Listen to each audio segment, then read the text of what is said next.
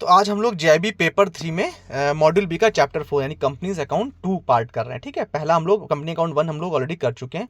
I request कि please आप disclaimer देख लीजिए that this video is for educational purposes only. ठीक है, तो कुछ इंस्ट्रक्शंस होते हैं जो हम profit and loss account statement तैयार करते हैं उसके लिए क्या क्या इंस्ट्रक्शंस हैं ये देख लीजिए। In respect of company other than a finance company, revenue from operation shall disclose separately in the notes revenue from sales of product, sales of services, other operating revenues. मतलब जब अगर फाइनेंस कंपनी के अलावा किसी और company का कोई अगर ये बन रहा है PL statement, profit loss statement अगर बनाया जा रहा है तो उसमें सेपरेट नोट्स में मेंशन करना है क्या, सेल ऑफ प्रोडक्ट्स जो हुआ है वो, सेल ऑफ सर्विसेज जो करी गई हैं वो, अन्य कोई ऑपरेटिंग रेवेन्यूज हैं तो मतलब आप सर्विस या प्रोडक्ट बेच रहे हो तो कुछ आपको रेवेन्यू प्राप्त हो रहा है, उसी तरह के अन्य भी कोई काम कर रहे हो जिससे आपको रेवेन्यू प्राप्त हो रहा है वो, और माइनस क्या क्या करना है, एक्साइज ड्यूटी, क्योंकि एक्साइज ड्यूटी आपका एक्सपेंस है, वो आपका रेवेन्यू का पार्ट नहीं है। ठीक है, इसी तरह जो इंटरेस्ट आप पे कर रहे हो वो भी आपका एक्सपेंस है, वो भी आपका रेवेन्यू का पार्ट नहीं। और अन्य कोई ऐसी सर्विसेज, मान लीजिए आपने ऐप सर्विस ले रखी थी थर्ड पार्टी से, तो वो ऐप ऑपरेट करने के लिए आप एक्सपेंस कर रहे हो, ठीक है, तो वो भी आपका एक एक्सपेंस है, तो वो अलग रहेगा, लेस होगा मतलब। ठीक है, फाइनेंशियल कॉस्ट में क्या है, फाइनेंशियल कॉस्ट को कैसे क्लासिफाई किया गया, इंटरेस्ट एक्सपेंस मतलब जो ब्याज हम पे कर रहे हैं वो, कोई किसी से उधारी ले रहे हैं उसमें जो बोरोइंग कॉस्ट उसकी आ रही है वो, कोई अन्य प्रकार का गेन या लॉस हो रहा है या फॉरेन करेंसी ट्रांजैक्शन हो रहे हैं, मतलब हमने मान लीजिए यूएस डॉलर में हमें कोई पेमेंट करना है तो पहले हम यूएस डॉलर खरीदेंगे तब पेमेंट करेंगे, तो खरीदने में तो हमको खर्चा हो जाएगा ना भाई, 2 रुपए की चीज़ हमको 2.5 रुपए की मिल रही है, तो वो जो उसमें गेन या लॉस हो रहा है वो भी चीज़। ठीक है, अन्य इनकम में क्या है, अन इनकम जैसे कि इंटरेस्ट इनकम, अगर आपने उधार दे रखा है किसी को तो वो, ठीक है, लेकिन ये किसमें, अन्य other than finance company, bank के अलावा या फाइनेंस कंपनी के अलावा कोई और अगर ये काम कर रहा है तो, कोई डिविडेंड इनकम आपको प्राप्त हो रही है, आपने कहीं इन्वेस्ट कर रखा है एज ए कंपनी तो वो, ठीक है, कोई आपने इन्वेस्टमेंट आपका था उसको आपने सेल करा है तो उससे कुछ फायदा या नुकसान होगा, कोई स्टॉक्स वगैरह आपने सेल किए लॉन्ग टर्म में, ठीक है, या अन्य कोई नॉन ऑपरेटिंग इनकम हो रही है, कहीं और से कुछ पैसा प्राप्त हो रहा है तो वो सब आपको अदर इनकम में शो करना होगा। अन्य इन्फॉर्मेशन इसके अलावा क्या क्या, जैसे कि इंप्लॉय बेनिफिट संबंधित जो एक्सपेंसेस होंगे उनको आपको शो करना है, आपने अपने एम्प्लॉयज को जो भी सैलरीज दी हैं, जो भत्ते दिए हैं, उनका प्रोविडेंट फंड वगैरह में जो पैसा जमा किया है, अगर आपने उनको ईएसओपी यानी एक्सपेंस ऑन एम्प्लॉय, जो आपके एम्प्लॉय स्टॉक ऑप्शन स्कीम है या एम्प्लॉय स्टॉक परचेस प्लान, इसके अंतर्गत आपके जो खर्चे हुए हैं एम्प्लॉयज के प्रति, स्टाफ के वेलफेयर संबंधित जो खर्चे हैं वो, इसके अलावा डेप्रिसिएशन और अमोर्टाइजेशन एक्सपेंस, डेप्रिसिएशन सबको पता है, अमोर्टाइजेशन आप प्लीज पीछे वीडियो में जाके देख लीजिए, बहुत इंपॉर्टेंट है, शॉर्ट में बता देता हूँ। अमोर्टाइजेशन का मतलब होता है जो आपके इनटैंजिबल एसेट्स हैं जैसे कॉपीराइट, पेटेंट, ये सब चीजें भी समय के साथ डिप्रिशिएट होती हैं। ये जो डिप्रिशिएट हो रही है क्योंकि आपको पेटेंट और कॉपीराइट कुछ लिमिटेड टाइम के लिए 10 साल 20 साल के लिए ही मिलता है, तो इनका डिप्रिशिएशन उतने टाइम में होगा, तो जो डिप्रिशिएट हो रही होती है इनको अमोर्टाइजेशन बोला जाता है। ठीक है, इनका बस वर्ड दूसरा, चीज वही है जो टैंजिबल एसेट साथ होता है। डिटेल के लिए प्लीज डिप्रिशिएशन वाला चैप्टर देख लीजिए, लास्ट वीडियोस में पढ़ा होगा। मेरे पास इतना टाइम नहीं है, अदरवाइज मैं ऊपर आई लिंक में डाल देता, but sorry I don't have enough hands. In case of companies covered under section 135, amount of expenditure incurred on CSR activities, अगर मान लीजिए कोई कंपनी सेक्शन 135 के मतलब सॉरी कंपनीज एक्ट में रजिस्टर्ड है तो उस केस में सेक्शन 135 के अकॉर्डिंग उसे अपनी CSR संबंधित जो भी उसने खर्चे किए हैं वो भी अपने दर्शाने होते हैं बैलेंस शीट पीएल अकाउंट में। ठीक है, जैसे होता है 2% देना होता है। In case of manufacturing company, अगर कोई मैन्युफैक्चरिंग कंपनीज है तो उसने जो भी रॉ मटेरियल प्राप्त किया, वो जो गुड्स खरीदे, सामान खरीदा, वो सब उसे अपने पीएल अकाउंट में दिखाना होता है। कोई ट्रेडिंग कंपनी है तो उसने अगर कोई गुड्स बेचे वगैरह हैं, ट्रेड किए, खरीदे या बेचे तो वो दिखाने होते हैं। ऐसी कोई कंपनी है जो कि सर्विसेज प्रोवाइड करती है तो सर्विसेज संबंधित बेचने, सर्विसेज देने से जो इनकम प्राप्त हुई वो शो करना है।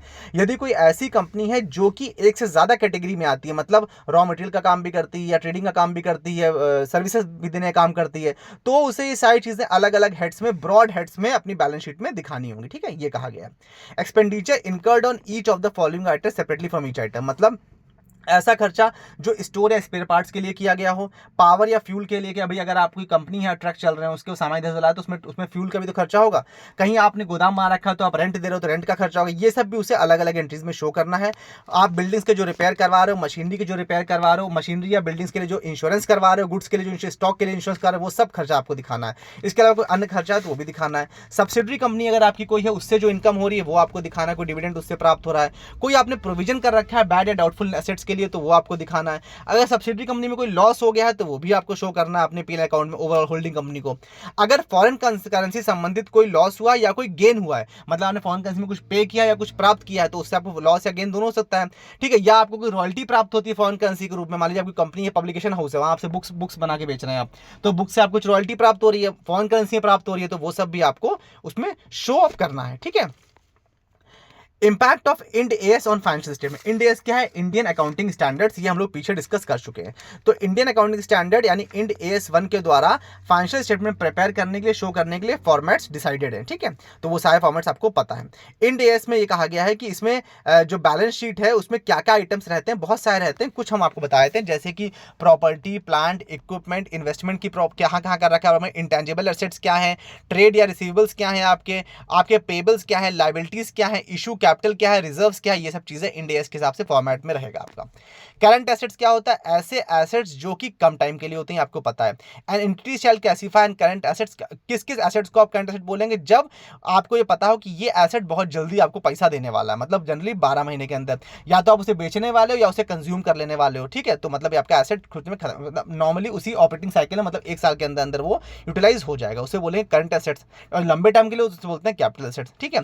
ये बेसिकली ये जो एसेट्स होते हैं ट्रेडिंग पर्पसेस के लिए यूज होते हैं। जैसे आपने सामान लेकर के गोदाम में रखा हो, आपको पता है 12 महीने के अंदर बेच लेंगे, तो ये आपके करंट एसेट में आ गया।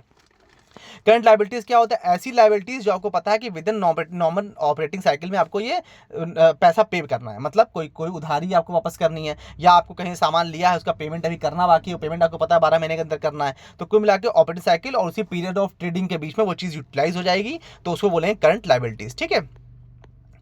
इसके बाद an entity shall present additional line items heading and subtotals in the statement of PL when such presentation is relevant। अगर ऐसी कोई एंट्री जो कि आपको लग रहा है कि आपके प्रॉफिट एंड लॉस के लिए रेलेवेंट है लेकिन उसका कोई फॉर्मेट नहीं है, तो आपको उसे सेपरेट एडिशनल लाइन आइटम की तरह शो करना होगा। मतलब आपको उसको हाइड नहीं करना, ये नहीं कहना कि भाई ये तो हमसे फॉर्मेट मांगा ही, अगर आपको रेलेवेंट लग रहा है तो आपको अपने प्रॉफिट एंड लॉस अकाउंट में उसको शो अप करना होगा, ठीक है। Statement of cash flow, cash flow क्या है, ठीक है। देखिए जो भी आप फाइनेंशियल स्टेटमेंट दे रहे हो उसमें इंड एएस 1 में कैश फ्लो की बात करी गई है। कैश फ्लो का मतलब बेसिकली ये है कि कोई भी जो कंपनी, फर्म, बैंक या जो भी है उसके पास जनरली कितना कैश या कैश इक्विवेलेंट पड़ा है जो कि शॉर्ट टर्म में तुरंत यूटिलाइज हो सकता है। इंड एएस 7 में बताया गया है कि कैसे आपको अपना कैश फ्लो डिस्क्लोज करना है, कैसे प्रेजेंट करना है, ये उसका फॉर्मेट है Indian accounting standard 7th form, ठीक है। कंटीजेंट लाइबिलिटीज के लिए क्या फॉर्मेट बनाया गया? Ind AS 37। याद रखिए कैश फ्लो के लिए 7 है और कंटीजेंट के लिए 37। कंटीजेंट मतलब इमरजेंसी लाइबिलिटीज, जैसे कि मान लीजिए आपका कोई कोर्ट केस चल रहा है फर्म का, आपको पता है कल को आप ये हार गए तो आपको 2 करोड़ रुपए पेमेंट करना है, तो आपको 2 करोड़ रुपए अलग रखने होंगे ये मान करके, ठीक है, जिससे कि आपका प्रॉफिट एंड लॉस अकाउंट सही पिक्चर दिखा सके, ठीक है। डिस्क्लोजर ऑफ अकाउंटिंग पॉलिसीज, जो भी अकाउंटिंग पॉलिसी, जैसे इंड एएस आप यूज करो ठीक है, आप कुछ और यूज करो वो भी ठीक है, लेकिन आपको उसे डिस्क्लोज करना होगा, आपको बताना होगा कि आपने जो ओवरऑल पीएल शीट बनाई है ये किस बेसिस पे बनाई है और आपने कौन सी accounting policy, accounting standards use किए, ये बताना कंपलसरी है। पैरा 38 क्या कहता है? कभी कभी ऐसा होता है कुछ केसेस में कि जो फाइनेंशियल स्टेटमेंट होते हैं वो पिछले पीरियड से अलग होते हैं। मतलब कि जैसे कि आपने मान लीजिए अभी आप 2025-26 का फाइनेंशियल स्टेटमेंट आप बना रहे हैं, ठीक है, आपने 24-25 में आप कुछ और फॉर्मेट यूज कर रहे थे, 25-26 में कुछ और यूज कर रहे हैं, तो उस केस में कहा गया है कि आपको अगर आपने अचानक 25-26 में चेंज किया अपने फॉर्मेट, तो आपको 24-25 वाले को भी उसी 25-26 वाले नए वाले फॉर्मेट में शो अप करना होगा, जिससे कि इजीली सारे फॉर्मेट्स कंपेयर किए जा सके, ठीक है। ये इसका मेन फंक्शन है, ठीक है। और कोई लीगल डिस्प्यूट हो तो उसको भी कंपैरिजन करना पड़ेगा। आपने पहले आपने बोला a + b = c और अगली बार बोलो b + c = d, तो आपको b + c प्रीसीडिंग ईयर को भी उसी तरह से दिखाना होगा, जिससे कि जो आपकी चेकिंग कर रहे हैं, जो ऑडिट कर रहे हैं, उनको समझने में दिक्कत ना हो, कंपेयर कर सकें easy. Para 41 of Ind AS mentions that if any entity changes the penalty, वही चीज है, ठीक है, कि अगर उसने चेंज किया तो कंपैरेटिव पर्पस से उसको पुराना दिखाना है, ठीक है। पैरा 41 बताया गया। पैरा 42 ये कहता है कि अगर मान लीजिए आप क्लासीफाई नहीं कर पा रहे, मतलब कंपैरेटिव पर्पस से आप पिछले साल वाला जो आपका डेटा है उसको नए वाले फॉर्मेट में नहीं कर पा रहे हैं, तो आपको रीजन बताना है कि आप क्यों नहीं कर पा रहे हो। यही बताना है कि आपने उसको एडजस्ट करने के लिए क्या क्या एंट्रीज करी हैं, जिससे कि उसका जो नुकसान है वो कम से कम हो सके और जो भी कस्टमर, बोरोवर या ऑडिटर है वो उसको इजीली समझ सके, उसके लिए आपने क्या अरेंजमेंट्स किए। इसके बाद लास्ट है हमारा कंसोलिडेटेड फाइनेंशियल स्टेटमेंट। कंसोलिडेटेड नाम से ही क्लियर है, ये IND AS 110 में आता है। कंसोलिडेशन मतलब सारी कंपनीज मिलकर एक बना दें, ठीक है। जैसे कि टीसीएस कंपनी, उसकी कई सारी सब्सिडरीज हैं, उन्होंने तो टीसीएस का जो ओवर टाटा कंपनी, उसकी कई सारी कंपनी है, ठीक है, उसका वो गाड़ियां बनाती है, वो शेयर्स भी बेच रहे हैं, वो कंसल्टेंसी भी देते हैं, वो कंप्यूटर भी बना, सब कुछ कर रहे हैं। तो ऐसे में उन्होंने एक कंसोलिडेटेड फाइनेंशियल स्टेटमेंट बनाया टाटा ने, जिसमें उनकी संबंधित सारी सब्सिडीज का डेटा एक साथ है, तो इसको क्या बोलेंगे? Consolidated financial statement. ये IND AS 110 के अंतर्गत आता है। इसका मेन फ़ायदा क्या होता है कि इसमें जो ओवरऑल फाइनेंशियल कंडीशन है पूरी उस कंपनी की, वो खुल करके सामने आ जाती है। ठीक है, with this we have come to end. I hope you like this session. Do like, share, subscribe and don't forget to comment.